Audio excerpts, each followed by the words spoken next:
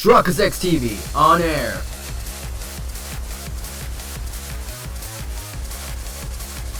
We are now live in 3, 2, 1. Welcome back to another episode of the Great Ace Attorney Chronicles. In the previous episode, we completed part 3 of the trial.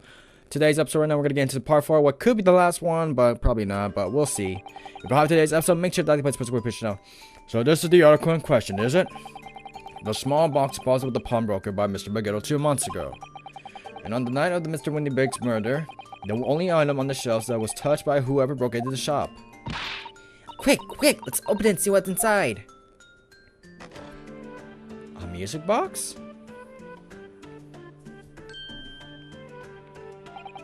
Good gracious, this is no ordinary box, it seems. Wow, although in truth I had an inkling that might be the case. It would appear that the box houses a miniature music box movement. Then, is it too much to expect? I think it would be reasonable to assume that this is the device for the playback of this disc, my lord. So, here we have the main supply bag, Mr. McGinnis' disc, deposited at the windbag as much as the same time. Not strictly correct, my lord. It was not McGillet's disc. It was the disc of his victim in the omnibus. Well, why, for heaven's sake, are we to understand that the brickmaster was trying to sell this music box to McGilded?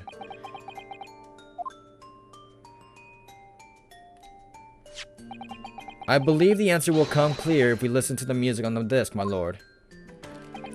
Yes, very well. Let the court now listen to the courtier's disc at last. Wait, my lord. Good grief, what is the meaning of this, Inspector? The music box and the disc are, well, they're unrelated to the case. No need to spoil the assembly atmosphere in the courtroom with some silly bit of music. This disc may very well be motivated to the culprit in the case to commit murder. Clearly, there's been every chance that it's fundamentally important to understanding what happened. The prosecution has no objection. But no, that piece of evidence is police property now. You can't... Clearly, Scotland Yard has some vested interest here, but it is policy of this inspector to leave no avenues unexplored, and you, Inspector, have no jurisdiction here to prevent that from happening. No further delays, please. Play the disc. Cutscene time?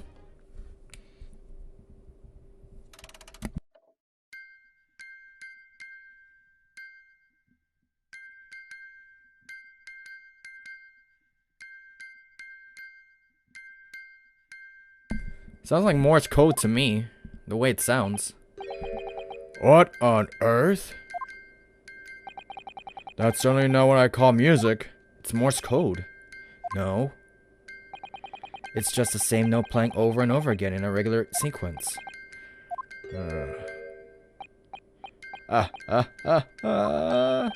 Mr. Graydon? I thought it was Grayson. This really is priceless. After all that, the music box is broken. Broken? It can't be, can it? Well, obviously, in fact, I wouldn't be surprised if the officer sent to fetch it didn't drop it on the way back to the courtroom. Well, with much regret, I fear the court must accept the music box offers little weight in the clues. Are you ready to move on, counsel? Come on. Yes, alright. It does sound as though it's completely broken, but is it? Could this music box emanating from the music box probably be a new clue? It could be a clue. I believe that it could be relevant, my lord. Good lord, but how can it be? It's an abomination, counsel. Mere noise. I fail to see how it can have meaning whatsoever. It does sound strange, I agree. But there's one thing bothering me. While Graydon stands there chortling victoriously, the inspector beside him has rather telling expression on his face. It's as if Gregson recognized the sound, as if he's familiar with it somehow. And that's making him appear extremely on edge. If that's the stance of the defense, my Nipponese friend, answer me this. Yo! It's Morse code.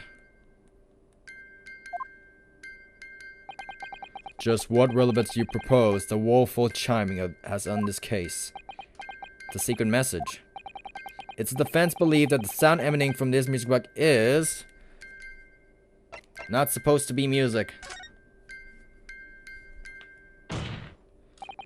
Just because this is a music box, it doesn't necessarily mean the sounds we're hearing are music. Look at that. The smile vanished from Graydon's lips as soon as I said it. I'm on the right lines here. I must be. Heh, making deductions based on how people react to what you say. You're acting just like Hurley, Runo. The sounds we're hearing are necessary music? Well, now that you told us what they are not, I'm sure the court would like to hear what they are. Do enlighten us, my Nipponese friend. Well, surely you have an idea in mind, because if not, it will be the death of your ill-formed argument. Exactly. The music box is clearly broken. Refusing to accept that fact is pure foolishness. They've got me. I don't know what the answer is yet. Runo? I've just examined the music box very thoroughly, and I'm fairly certain that it's not broken at all. Really? Really? The way it's been made, it can only produce a single note anyway. Thank you, Iris.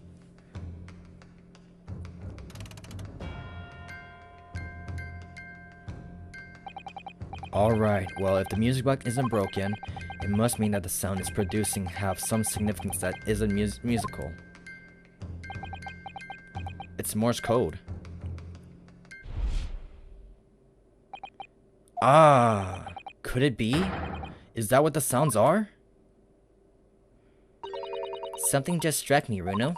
I feel like recently, in the past few hours even, I've heard another sound very much like this one. Yes, it's a familiar sound. Actually, Iris, I was just thinking exactly the same thing. I'm going to have to press the defense for answers. If your assertion is the sound produced by the music box is not in fact musical at all, then what the devil is it, counsel? All the evidence we've seen so far, all the testimony we heard, it's all pointing to one single answer now. The prosecution demands that my Lord Nipponese friend presents proof now. Tangible proof of this latest wild speculation. Alright then. This could be the best chance I'm going to get to fight back in this trial. And if I'm right, it's going to join all the dots together. The evidence that explains the true nature of the sound on this music box disc is...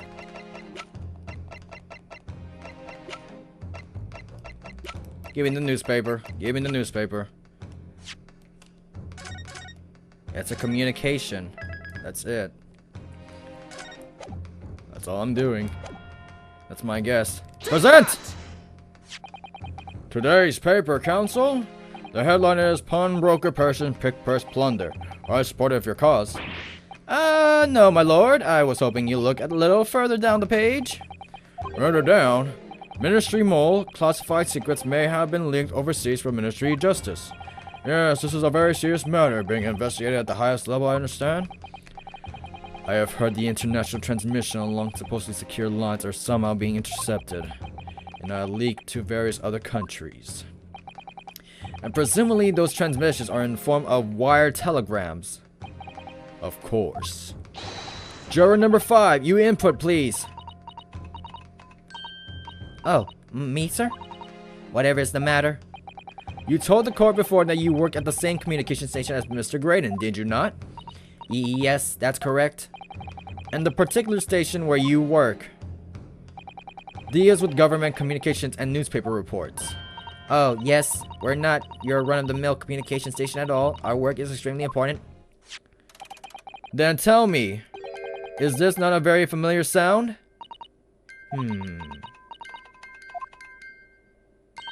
You don't mean to say, is it? That's right, madam. It bears more than a passing resemblance to the sound made by your telegraph machine as you tap it. I believe it's called Morse code. But I don't believe it. Now, correct me if I'm wrong, but when it comes to leaking telegrams from government departments, there could be nobody more perfect placed than a highly skilled communications officer. Are you suggesting that the music box disc contains stolen government secrets and Morse code? Order! Please, everyone, order! But this is high treason, Council, deserving of capital punishment. Too much new vocabulary. What is this treason, and what is capital punishment? The sorts of words that I half expect you to know. Our sovereign government confidential information, hostile nation would surely pay almost any price. Yes, and on that night 2 months ago, that was the very negotiation that was taking place inside the omnibus. But in the end, Mr. McGilded perished, and all the important discs lay unclaimed in the pawnbrokery. My word! In which case, whoever stole the information in the first place must have surely have been in beside him with worry, because if the disc were to be discovered before it found its way out of the country, it would reveal an act of high treason, punishable by death. So the culprit had no choice but to retrieve it, and in order to do that, he would have to gain entry to the pawnbrokery illegally in the middle of the night. Because the article left behind by Mr. McGilded would incriminate him too much if it got the wrong hands. Isn't that right, Mr. Graydon? You think I've been stealing government secrets? Preposterous. Absolutely preposterous. So, in response to defense accusations, you claim complete innocence, do you? Well, of course I do. I've had to stand here in silence while the pretentious foreign lord has been prattling away. Objection! Then by all means, counter the charges, sir. The prosecution demands the witness testifies in response to the accusations brought by the defense. Delighted, I'm sure. A witness is reminded that the crime under scrutiny in trial is the murder of the pawnbroker, Mr. Winnibeck, that being a most flagitious offense, for which the law of the land gains of capital punishment. But a heinous act of high treason is no less a serious crime. I urge you to bear that in mind as you testify, Mr. Graydon. So then, let us proceed. You may... Who? You gotta let us have a rabbit and pork, Governor. We got things to say. I beg your pardon? Who do you think you are? Name's Nash Skulkin. Occupation is professional baddie. Name's Ringle Skulkin, but we ain't baddies enough to sell out our motherland. That's right. We what they call... Why are you guys here? The Three Skulkin Brothers. Bad timing, fellas. Very bad timing. Here we go. A mere communications officer couldn't possibly steal all confidential government information. Besides, the sounds produced by the music box aren't even Morse code. It was some low-class brick maker negotiating with McGilded anyway, was he not? I have no relation to that man. Look, all we done is break into the gaff the other night, like what we told us to do. If we'd known there was some dodgy government secrets involved, we wouldn't have touched it. Ooh.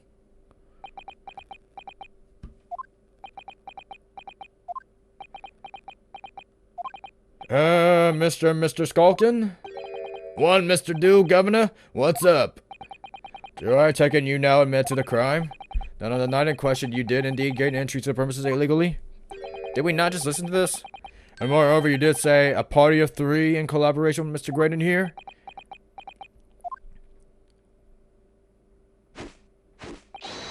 We did, Gov. We did. Quieten down, please. What say to you, Mr. Graydon? I have no idea what these ruffians are referring to. You little rotter, getting us mixed up in all this monkey business.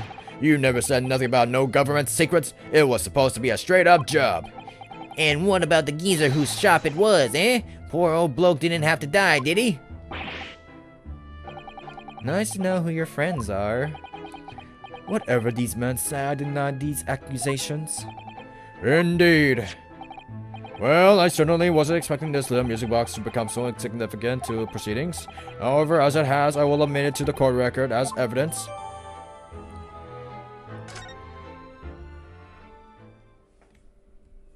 Let's press all for answers. A mere communication officer wouldn't possibly steal confidential government information. That's a damn lie. So, is this newspaper headline accurate? Government communications are being intercepted? How could I possibly know? What do you mean by that? Any important government communications are handled by high-level officers, by specialists. General members of the staff in the station where I work would never be entrusted with sensitive information. Oh no, stop, stop. What? Let me guess. Juror number 5? We regular communication station officers aren't as lowly as you being led to believe. A team of us are responsible for setting up and testing the telegraphs used by Ministry, and Mr. Graydon is the team leader. That's fascinating. Graydon is highly skilled operator. Stop. Currently in presence of idle. Stop. So you had access to equipment used for these confidential communications, Mr. Graydon? Well, what of it? The transmissions are always made behind closed doors, so they can't be heard. And in any case, all messages are sent enciphered. Normal players couldn't possibly understand them. Oh no, stop. Must say something, stop. Mr. Graydon regularly attends meetings with ministry technicians and the ministry communications team. He assists them in ensuring that there are no errors important in international communications, and he's received the top prize at cyber cracking convention 5 years in a row now. That's fascinating. Bring him down! Graydon is highly skilled operator. Stop. Currently in process of idle. Stop. Well, your idol would appreciate it if you keep your mouth shut. She should really pick her idols more carefully. I tell you, this lawyer's accusations are completely unfounded. Besides, the sounds produced by the music box aren't even Morse code. They're not? To anyone with a brain, that would be blatantly apparent on listening to the music box for a few seconds. Of course, of course. Surely it can't be that my learned friend is unfamiliar with Morse code. Ouch, he looks genuinely shocked at my ignorance. Ha ha ha. I would be more happy to demonstrate the basic for you, sir. Lesson here in court? Morse code is a continuous series of 2 distinct tones. Tones, you say? Yes, a short dot and a long dash. By combining those in different ways, you construct letters. I see. For example, this A and this B. And when you listen to the sound produced by this music box, you only hear one tone, don't you? But it sounds so similar. The rhythm of it is the same and everything. Well, there's no discerning meaning to this apparently random sequence of sounds. So your assertion is fundamentally flawed. This is not Morse code. No! Did he say there was another disc? Really, you shouldn't be surprised. What did I tell you? The music box is nothing but a worthless piece of scrap. Perhaps you might consider studying your subject matter before casting aspirations in future. Stop. Nothing to say, but stop. Oh, it's so frustrating, isn't it? Iris? I mean, if the government secrets were somehow being leaked using the music box, so many other things would slot into place so nicely. Could there still be something I haven't considered? Would it really be impossible to use the music book somehow to play back Morse code? It would really... We need another disc, no? He did mention a second disc. Let's see, would it be really possible to use a music box somehow to play?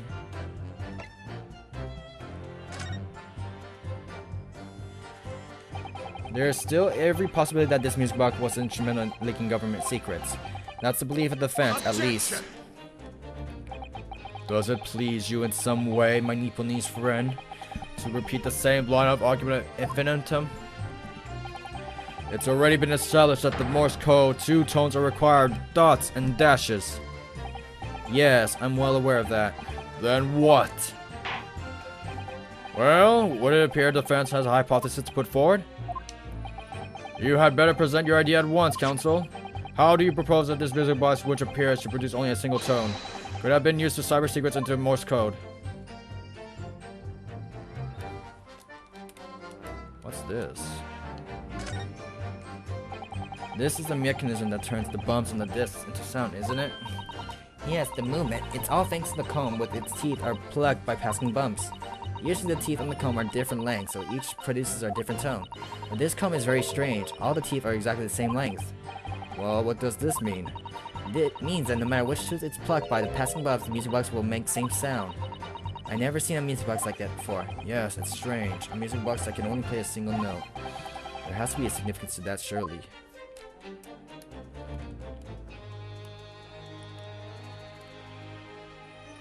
Can we just, like, reverse it? What's this? Oh, what is it, Bruno? I've just noticed something about this music box. It looks like the bottom of it opens up as well. Ah, you're right. Well, come on, what are you waiting for? Let's open it. Alright then, here goes. Look at that! There's another movement on the other side. So, does this mean you can send another disc to play back on this side? Yes, I think so, and it looks like the two movements are linked together. They're linked? So if you had two discs, they would both play it back at the same time. Got it! Good gracious, what am I looking at here? Another movement of the underside of the box. What? It appears, my lord, that two movements are linked together. In other words, you can put two discs in this music box, and the sounds of both will play back at the same time. Good heavens! As the court has heard, Morse code comprises of two tones, a short dot and a long dash. With a second disc in place, this music box could be used to generate Morse code and convey a message.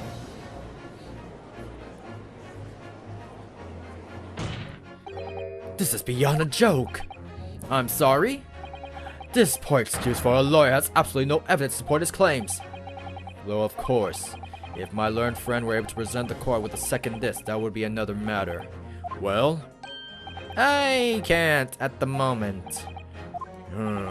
And may I remind the court that, as the witness has pointed out, he is not one in the omnibus. He was not the one in the omnibus with McGilda 2 months ago striking a deal over the disc. Indeed, I was Mason, the brickmaker. Exactly! I had nothing whatsoever to do with it. Though it has holes, I must admit the argument presented by the defense has much promise. I believe the cross-examination should continue. The link between Graydon and the victim of the omnibus must be there somewhere, but I haven't found it yet. We need another disc. Oh dear, looks like you need to give your argument more strength, Bruno. You'll reiterate your testimony if you please, Mr. Graydon. If I must, though, I mean exactly what I did at the start of the pointless cross-examination. It was some low-class brickmaker negotiation anyway, was it not? I have no relation to the man. Hold it! So 2 months ago in the omnibus, McGilda killed the brickmaker and stole the disc. Mr. Mason was a single man with almost nothing to his name. It seems he lived in an artisan quarter some years ago, but people there remember a little about him. That doesn't make such sense though, does it? How would a humble brickmaker come to acquire secret government information? How indeed? There must be somebody else involved behind the scenes in all of this. Somebody who acquired the disc and gave it to Mr. Mason in order to take it to the meeting with McGilda and to negotiate a deal. Dear me. You may have it for me, sir, but I assure you I have far more class than that. An old brickmaker from an artisan quarter and this well-to-do communications officer. If only I could find some evidence to link the two of them together.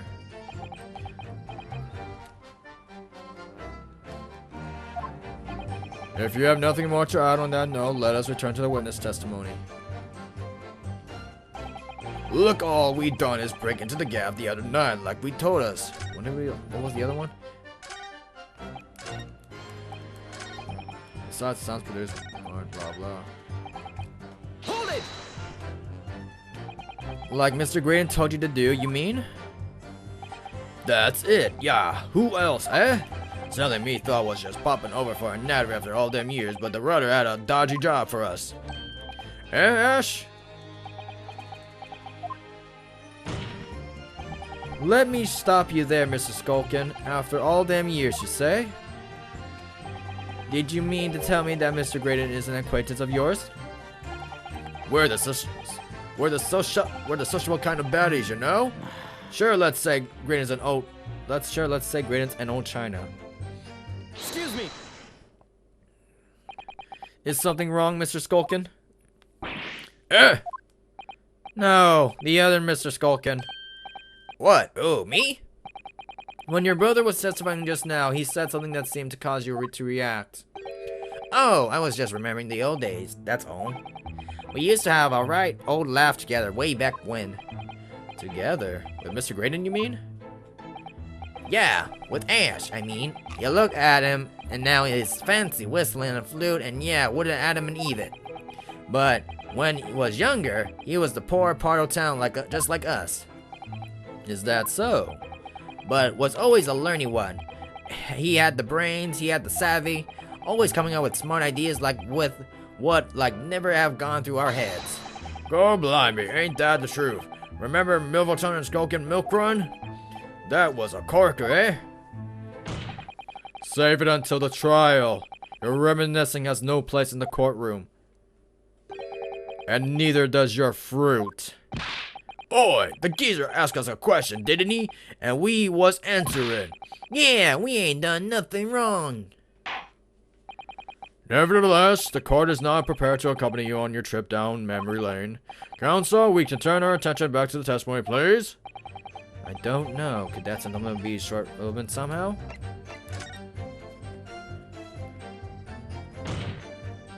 My lord? Yes, counsel? The brother's last sentimental statement could have vital information relating to the case. Very well, counsel. I will permit the brothers to supplement their testimony with that detail. Briefly, I hasten to add. Say no more. A skulkin, never skulkin. Never Lieutenant Skulkin Milk Run. Go over the days. I'm sure I'm going to regret asking, but what exactly was that? Some kind of business? That's a little scheme we had going back when we was youngsters. A bit of fun, really. Delivering fresh milk to locals, that's what it was all about. That sounds alarmingly legitimate. There must be a catch. I suppose since we're here, I should just ask him to elaborate, but on what? The business model? We're not gonna get penalized for this, but I don't know why I'm just doing this. Business model? So, how did your little business work exactly? Well, every morning down our way, the milkman would come with us to the cart to deliver milk, see? If you stuck your empties outside your front door, he would leave them out full again, right? So, we swooped in on the action, got people to sign up with us. We promised to deliver milk for half the price of the other geezers doing it. People couldn't wait to sign on the dotted line. We were racking it in, we were. So, did you live on dairy farm or something? Gordon Bennett, are you off your rocker? We had nothing. We were too poor to have a farm. Right. Nah, we would have gone was simple was you had the idea. We just switched them over, see? Our customers empties with the full ones from anyone who wasn't on our books. And the dodo, right? Huh? I think you meant to say a diddle, and that's a crime. Oh, it's just a harmless bit of fun, that's all. Milking the general public in such a fashion is most certainly not harmless, as you put. Well, it was him what came up with the idea. Ash is the evil genius. You mean Mr. Graydon? Yeah, Ash was always had his head in the book when we was growing up. Said he was gonna get himself an education, and get out to the slum we lived in. Boy, we all ragged it about that, didn't we? Told him he was soft in the head to even think it. But look at him now. He's only gonna become a blinking communication officer, ain't he? A communications officer, Mr. Skulkin. Sholmes and Wilson's milk run. No, Iris, don't even think about it. All of a sudden, we seem to be up our necks in a serious battle of national security. Although all this talk about interception of secret government messages is still just conjecture at this stage. It would explain a number of things, though, wouldn't it? The negotiation Ginny overheard in Omnibus 2 months ago, and the breaking out winning banks. But the trouble is, it wasn't Mr. Grady in the Omnibus with Mr. McGilded. No, that was Mr. Mason, the brickmaker who was so horribly murdered. If only there was some link between the two men somehow. I know, but Mr. Graydon's testimony seems to be as watertight as ever. Wonder if the key to us making headway with the cross-examination here could be those two brothers. What was the red ones? If we know there was a dodgy government secret we involved.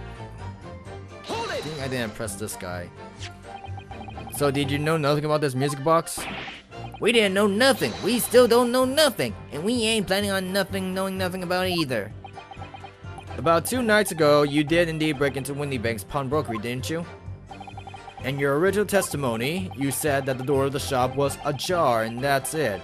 Was it like some kind of sign begging you to go in? But the truth is, you were planning to break into the Windy's Bank all along, weren't you? We were, Gov. We were. You're right there. Is that what told us to do? It was its plan. And why was Mr. Graydon's plan to break into Windy Banks that night? Did you not ask the reason?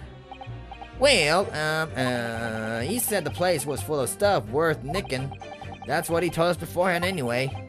Turned out it was a lot of cobblers, didn't it? I weren't best pleased, I can tell ya. In any case, if they know the real reason, it doesn't sound like they're going to give it away.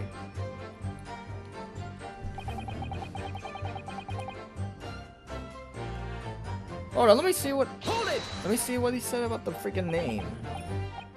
Go back and ask about the name.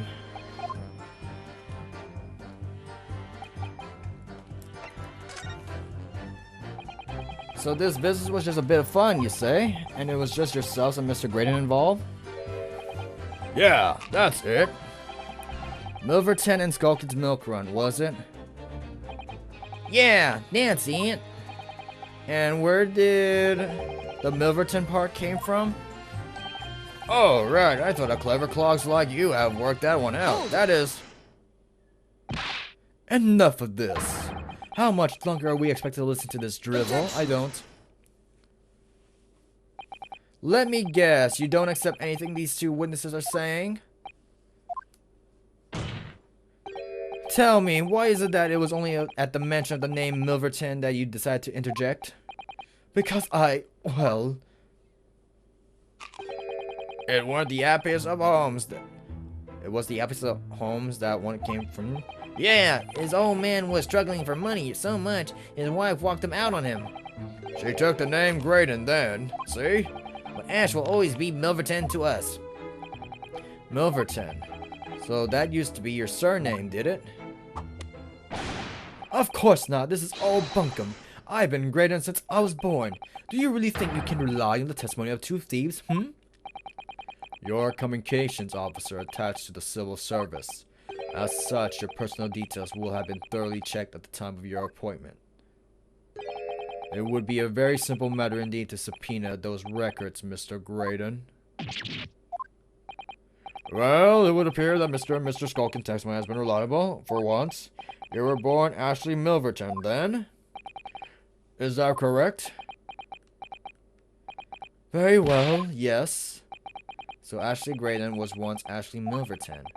That information could change things, and could turn out to be extremely appointing.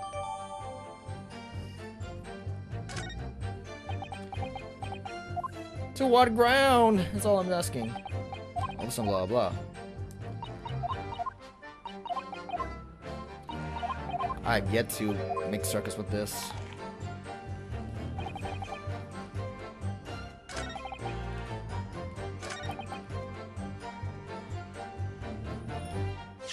Oh! Hold up.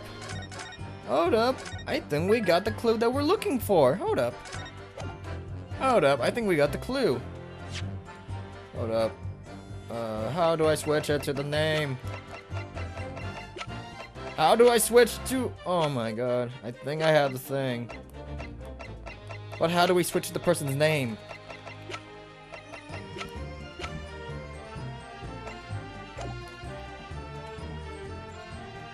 How do I switch it to the person's name? That's it. I know in the 3DS it allows you to do this. I want to switch to the person's name. We have the idea that we need. I don't know why I said it like I want it like that.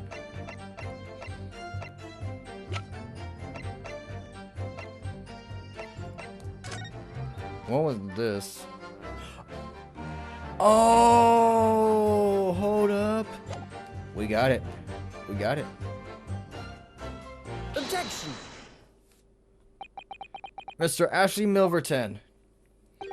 Tell me, why did you try to hide your former name from the court?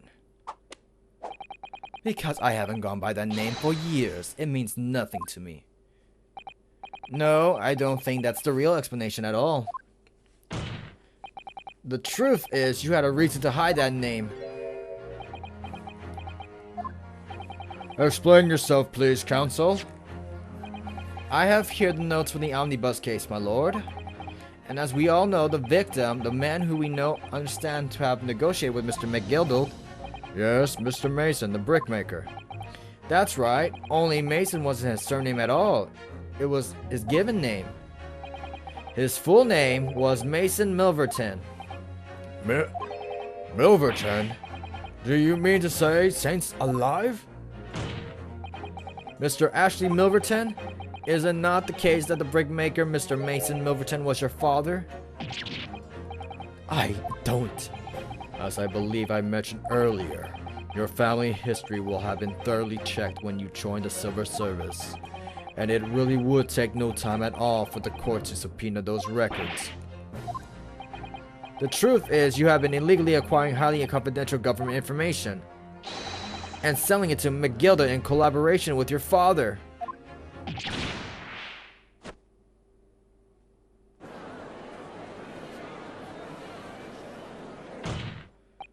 The new facts and evidence unveiled by the cross-examination of this witness all come together to reveal the truth. The truth, you say? That you collaborated with your father, Mr. Mason Milverton, in illegal dealings with Magnus McGilded. By dint of the music box, you mean, counsel? Yes, stealing information being sent in secret government communications and selling it on to McGilded. Mr. Graydon concocted this elaborate scheme of using two music boxes to encode this information, as presumably a safety measure against the information falling into the wrong hands. And a very effective one. I should not have given the scheme any credence whatsoever. But the deal with McGilded went sour, and the brickmaker met his end. Yes, but before he was arrested, McGilded managed to temporarily dispose of the stolen disc at the pawnbroker. Then, having learned of the situation, you appeared at Whitney Bake's 2 days ago, in an attempt to recover the 2 articles McGilded had placed in the pawn there. But that attempt failed. One of the discs was seized by the police, and the other you never found. So that same night, you enlisted the help of the Skulkin brothers and broke into the pawnbrokery. This time, determined to recover the second disc. Are you suggesting that the second disc was inside the music box? We never knew nothing about that. On the night that Mr. Windybeck was killed,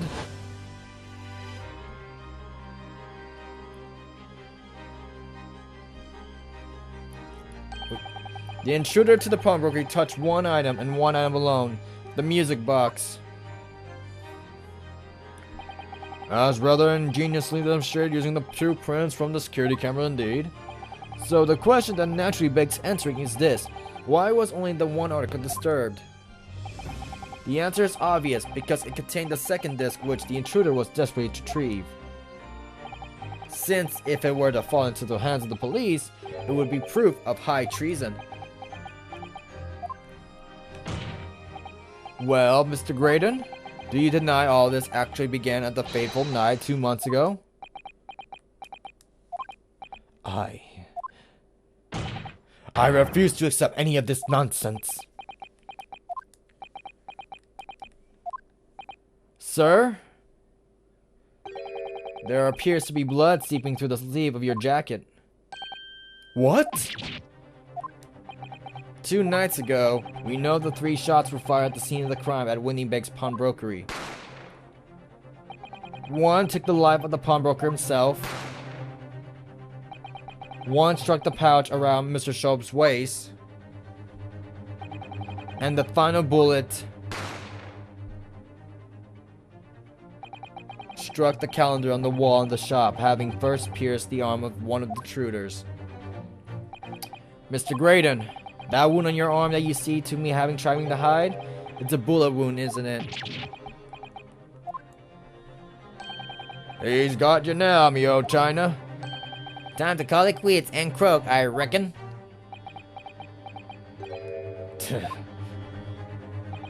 Don't acknowledge my presence there under any circumstance whatsoever. Those were my terms, remember? And I paid you handsomely to comply.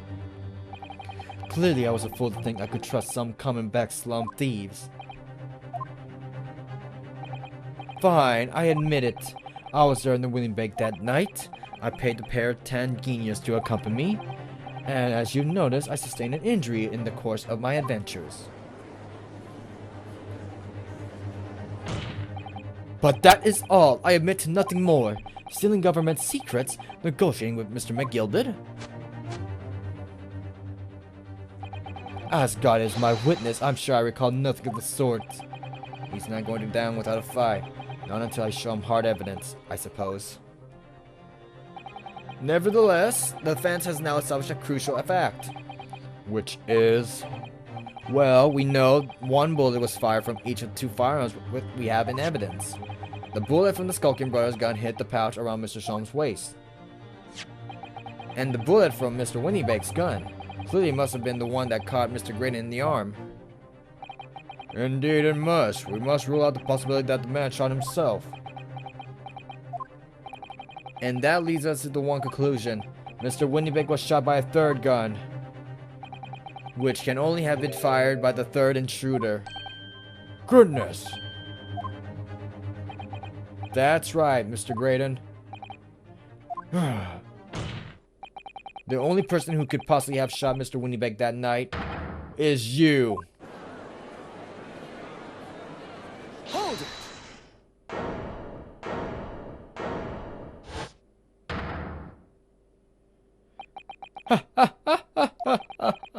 You little upstart.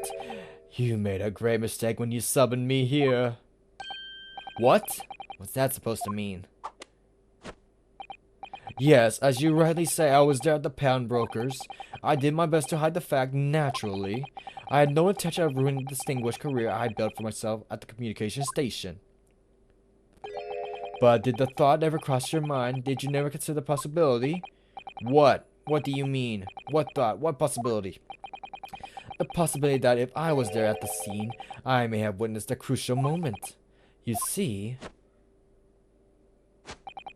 this makes a key witness in this case, and I have my hands firmly around the neck of your client. What? Are you suggesting?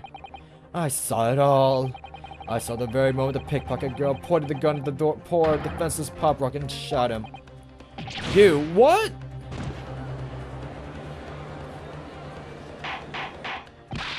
Order! Order! Well, it would seem we are finally entering the last act of this theatrical trial. Mr. Graydon. Yes? I trust you are fully aware of the implications here. It is shown that your claim is false. You will have incriminated yourself as the killer. Oh, I understand fully. Then I must ask you to give your formal testimony once more.